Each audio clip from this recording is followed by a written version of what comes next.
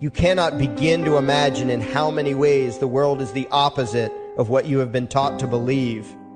You see the guy who sells drugs to willing customers so he can feed his family as the scum of the earth, while you see the hypocrite who gives away stolen money in the name of government as a saint. You see the guy who tries to avoid being robbed by the federal thugs as a crook and a tax cheat, but see as virtuous the politician who gives away the same stolen loot to people to whom it does not belong. You see the cop as a good guy when he drags a man away from his friends and family and throws him in prison for 10 years for smoking a leaf. And you see anyone who defends himself from such barbaric fascism as the lowest form of life, a cop killer.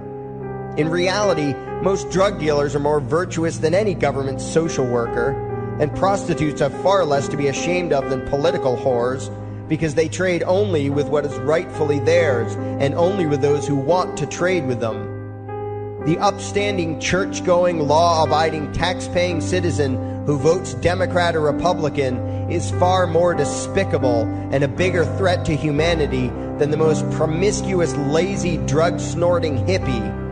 Why? Because the hippie is willing to let others be free, and the voter is not. The damage done to society by bad habits and loose morality is nothing compared to the damage done to society by the self-righteous violence committed in the name of the state. You imagine yourselves to be charitable and tolerant when you are nothing of the sort. Even the Nazis had table manners and proper etiquette when they weren't killing people. You think you're good people because you say please and thank you? You think sitting in that big building on Sunday makes you noble and righteous? The difference between you and a common thief is that the thief has the honesty to commit the crime himself, while you whine for government to do your stealing for you. The difference between you and the street thug is that the thug is open about the violence he commits, while you let others forcibly control your neighbors on your behalf. You advocate theft, harassment, assault, and even murder, but accept no responsibility for doing so. You old folks want the government to steal from your kids so you can get your monthly check. You parents want all your neighbors to be robbed to pay for your kids' schooling. You all vote for whichever crook promises to steal money from other people to pay for what you want. You demand that those people who engage in behaviors you don't approve of be dragged off and locked up, but feel no guilt for the countless lives your whims have destroyed. You even call the government thugs your representatives, and yet you never take responsibility for the evil they commit. You proudly support the troops as they kill whomever the liars in D.C. tell them to kill, and you feel good about it. You call yourselves Christians or Jews or claim to follow some other religion, but the truth is what you call your religion is empty window dressing. What you truly worship, the God you really bow to, what you really believe in is the state.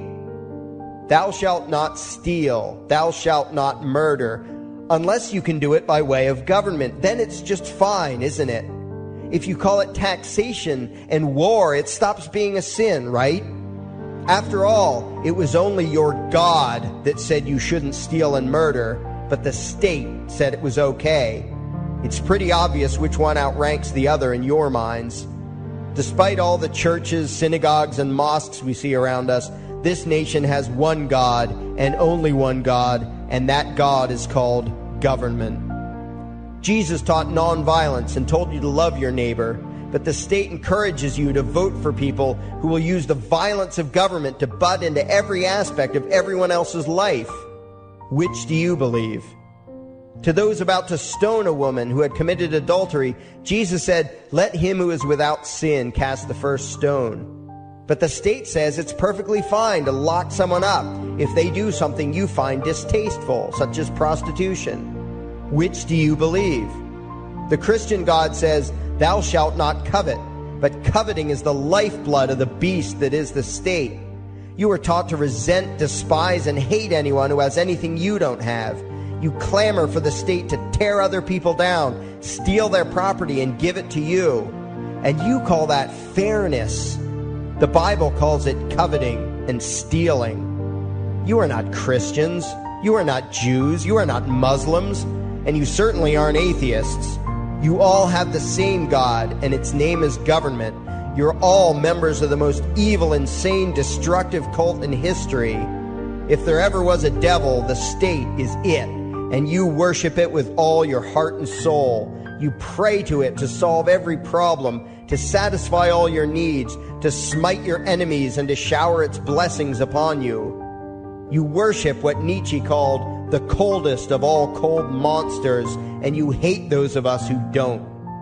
To you, the greatest sin is disobeying your God, breaking the law, you call it, as if anyone could possibly have any moral obligation to obey the arbitrary commands and demands of the corrupt, lying, delusional megalomaniacs who infest this despicable town. Even your ministers, priests, and rabbis, more often than not, are traitors to their own religions, teaching that the commands of human authority should supersede adherence to the laws of the gods they say they believe in. Several years ago, I heard one pompous evangelical jackass in particular pontificating on the radio that anyone who disobeys the civil authority, be it a king or any other government, is engaging in rebellion against God. Those were the exact words he used. What if the government is doing something wrong? Well, this salesman for Satan opined, that is the business of those in government, and you are still obligated to obey. Everywhere you turn, be it the state or the church, the media or the schools, you are taught one thing above all else, the virtue of subjugating yourselves to mortals who claim to have the right to rule you. It is sickening the reverence with which you speak of the liars and thieves whose feet are so firmly planted on your necks. You call the congressmen and the judges honorable, and you swoon at the magnificence of the grandiose halls they inhabit, the temples they built to celebrate the domination of mankind. You feel pride at being able to say you once shook a senator's hand or saw the president in person. Ah, yes, the grand deity himself, His Royal Highness, the President of the United States of America. You speak the title as if you're referring to God Almighty. The vocabulary has changed a bit, but your mindset is no different from that of the groveling peasants of old who bowed low, faces in the dirt, with a feeling of unworthiness and humility when in the presence of whatever narcissist had declared himself to be their rightful lord and master. The truth of the matter, back then and today, is that these parasites who call themselves leaders are not superior beings. They are not great men and women. They are not honorable. They're not even average. The people who earn an honest living, from sophisticated millionaire entrepreneurs to illiterate day laborers doing the most menial tasks you can imagine, those people deserve your respect. Those people you should treat with courtesy and civility. But the frauds who claim the right to rule you and demand your subservience and obedience, they deserve only your scorn and contempt. Those who seek so-called high office are the lowest of the low. They may dress better, have larger vocabularies, and do a better job of planning out and executing their schemes, but they are no better than pickpockets, muggers, and carjackers. In fact, they are worse, because they don't want to rob you of just your possessions. They want to rob you of your very humanity, deprive you of your free will, by slowly leeching away your ability to think, to judge, to act, reducing you to slaves in both body and mind. And still you persist in calling them leaders. Leaders? Where is it that you think you're going exactly that would require you to have a leader? If you just live your own life and mind your own damn business, exercising your own talents, pursuing your own dreams, striving to be what you believe you should be, what possible use would you have for a leader? Do you ever actually think about the words that you hear, the words that you repeat?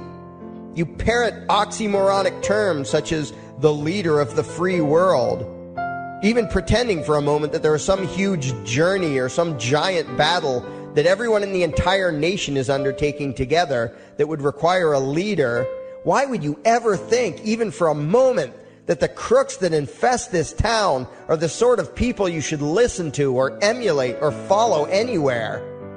Somewhere inside your mostly dormant brains, you know full well that politicians are all corrupt liars and thieves, opportunistic con men, exploiters, and fearmongers. You know all this, and yet you still speak as if you are the ones who are the stupid, vicious animals, while the politicians are the great, wise role models, teachers, and leaders without whom civilization could not exist. You think these crooks are the ones who make civilization possible? What belief could be more absurd? Yet when they do their pseudo-religious rituals, deciding how to control you this week, you still call it law, and continue to treat their arbitrary demands as if they were moral decrees from the gods that no decent person would ever consider disobeying.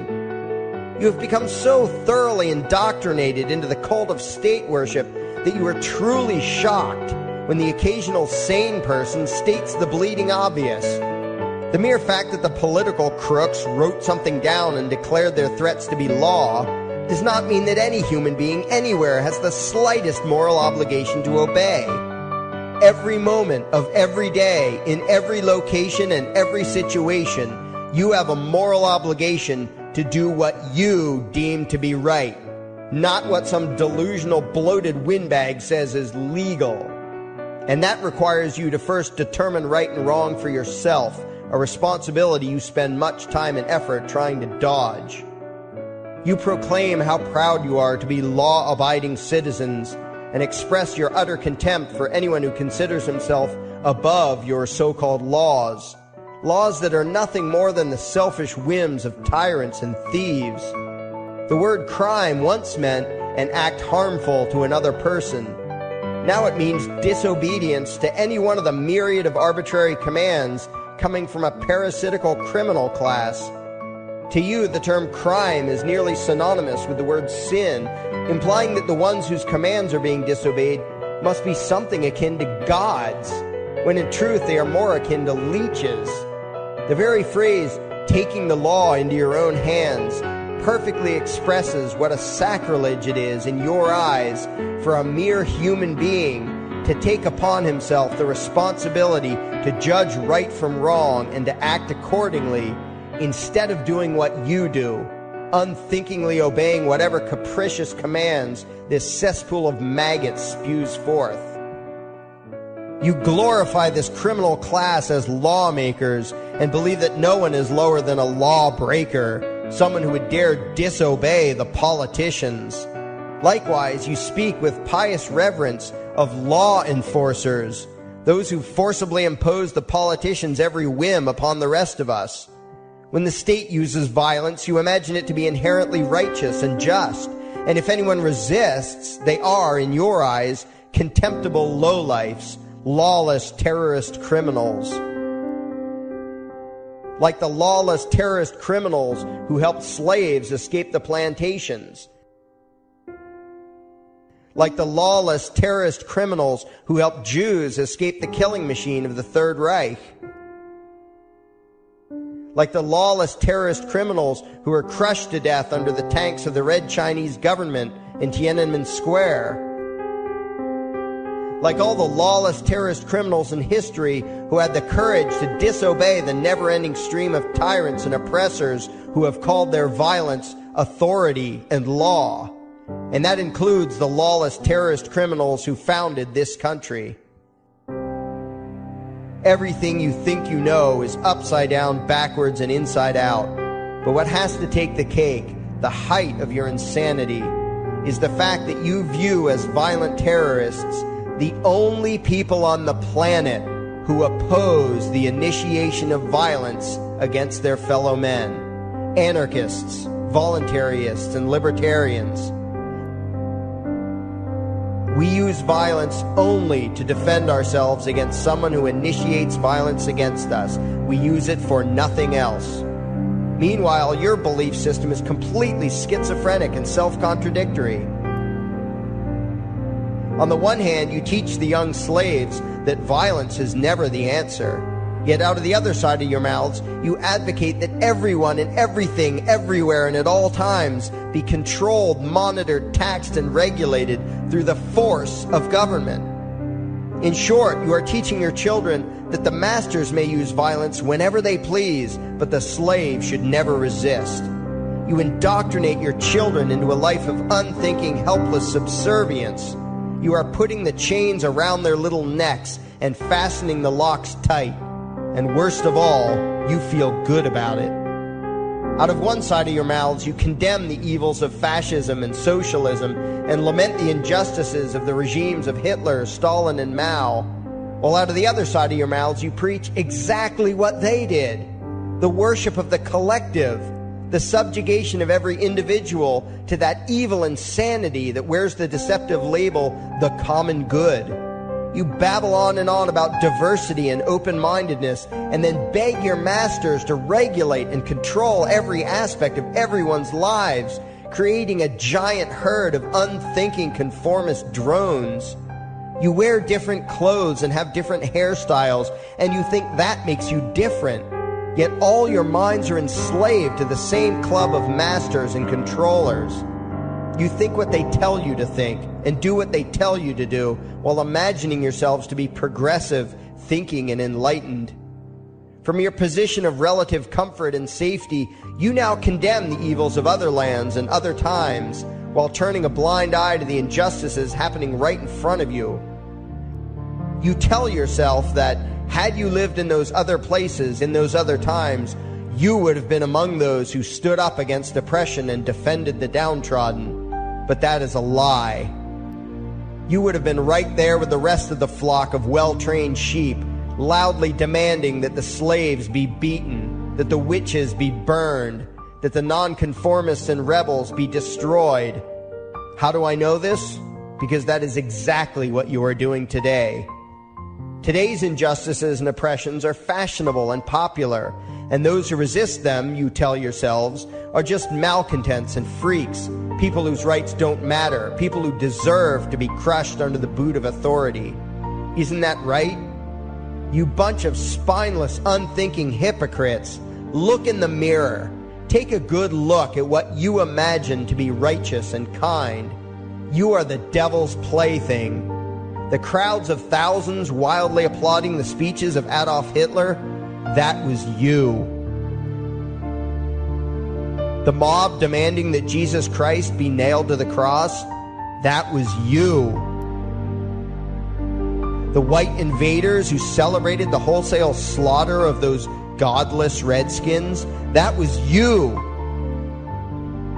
The throngs filling the Colosseum, applauding as the Christians were fed to the lions, that was you.